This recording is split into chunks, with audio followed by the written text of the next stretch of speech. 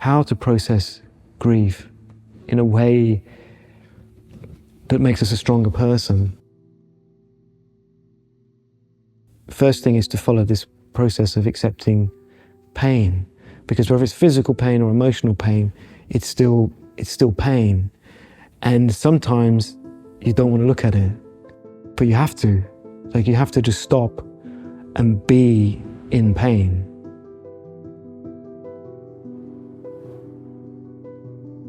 And as you start to develop this ability to have a relationship with your own pain and suffering, you can then start to consider all the people in the world who have the same pain. Right now, millions of people in this world are losing their loved ones. If you can open your heart to them, knowing that you know what they're going through, that change in perspective is not only going to bring you peace, just a change in perspective. Because when we're experiencing grief or pain, everything is focused here, like all the spotlights are on us. But when we start to think there are millions of people going through this, the intensity of that focus is going out, it's change. Instead of feeling like almost like a victim of the circumstances, you start to see that we're in an existence where people go through pain. And we can think, I know their pain because I've had it. And what happens is it starts to turn into compassion. Like, I know what they're going through, and in your mind's eye, in your imagination, you can see their grief. And I think sometimes it will make you cry, you know, like you can have tears running down your cheeks, but deep in your heart, there's this peace, because that compassion is beautiful. Like, it's a connection with your fellow human, it's with other beings, you know. Really, it's what makes us special, is that compassionate, loving nature. And when you connect to it, you're sort of connecting with the meaning of your life, because you're realizing who you really are as a person. And that can be so cathartic, so healing, so beautiful, and so humbling. Suffering, physical suffering, emotional suffering, all suffering is feeling. It's all feeling, whether it be a physical feeling or a mental feeling.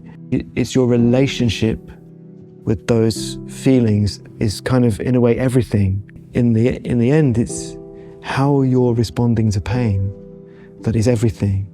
And if you can maintain your determination whilst internally surrendering or accepting painful feelings, then you will be able to cultivate and protect the inner peace that becomes who you are in the end. The first thing is, whether it be a physical feeling or an emotional feeling, the first thing is we should try never to panic, but identify it as a feeling. That's the first thing. This is not physical, it's feeling. So it has no shape, no color, no form, no tactile sensation. It's almost not there. And yet it has so much power over us, but it's just a feeling. So we say, just as a storm has no power to destroy the sky, we should think this feeling has no power to destroy my mind. And that way we can accept. And then the next stage is to experience the feeling, investigate its nature.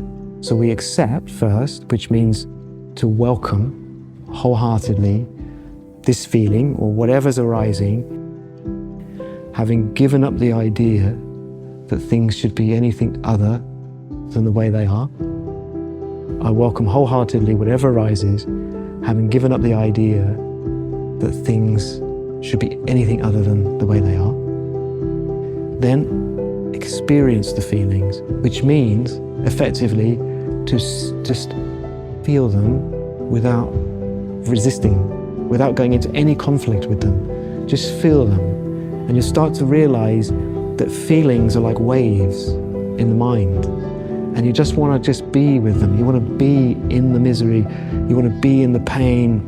You want to be in the emotional suffering. Just be there without any resistance, as if you're letting waves just move through you, like, and watch it, stay with it. And eventually, we'll realize that the feelings just mind, and they will dissolve, like waves dissolving back into the ocean. The feelings will dissolve into the mind. And when the feelings dissolve into the mind, they just leave us completely at peace. More peaceful, more happy than we were before the pain. And so the pain itself starts to create us, to form us into a peaceful person. And since suffering is an unavoidable part of human existence, then really this is what you have to do with it. It has to be used as the very mechanism or the very fuel that generates us as a strong, happy person. Once you can do that, then there's eventually, and of course we train, but eventually there will be nothing to fear.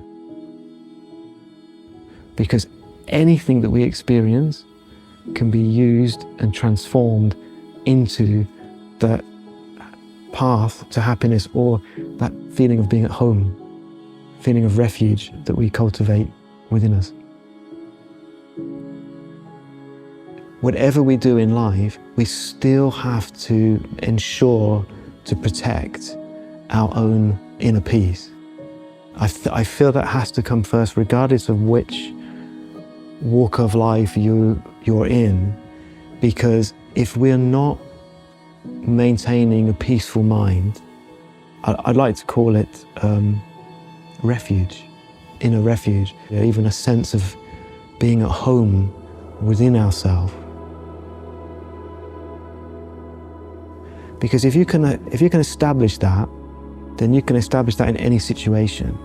And then yes, you can still follow your life's endeavor and the things that you have the karma and what resonates with you, what you feel is the best thing that you can do for yourself and for the world, but you're doing it from a place of being at home. And then it doesn't kind of matter, like when the future comes and we've grown old and we can no longer do all the things that we used to do, it doesn't matter, because we were unifying the development of our home, our refuge, our peace, the real source of protection, not just for us, but for the people we love. We've always been developing it within us. So whether we're in Leeds or New York or Australia, or whether we can no longer travel or no longer do the things that we used to do, we are still completely content, because we combined with our entire life the development of our inner strength and peace. As always, today's video is sponsored by Huel, and today they've sent me their brand new Black Edition ready to drinks.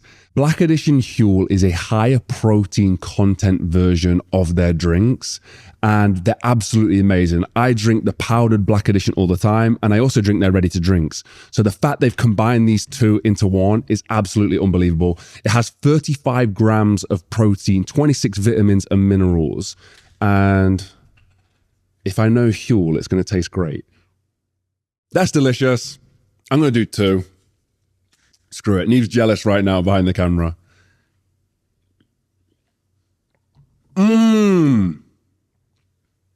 Whoa. That tastes like a chocolate brownie. That's incredible. 35 grams of protein, all 26 essential vitamins and minerals, 7 grams of dietary fiber, slow release carbs, omega-3 and 6.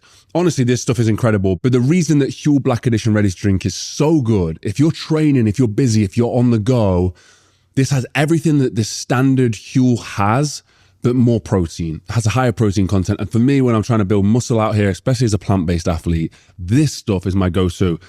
And I want to say, this is by far the best tasting Huel. I'm not kidding. This is the best one. Thank you to Huel. If you want to find out more, go to the link in the description. Make these a part of your life. Honestly, they're incredible.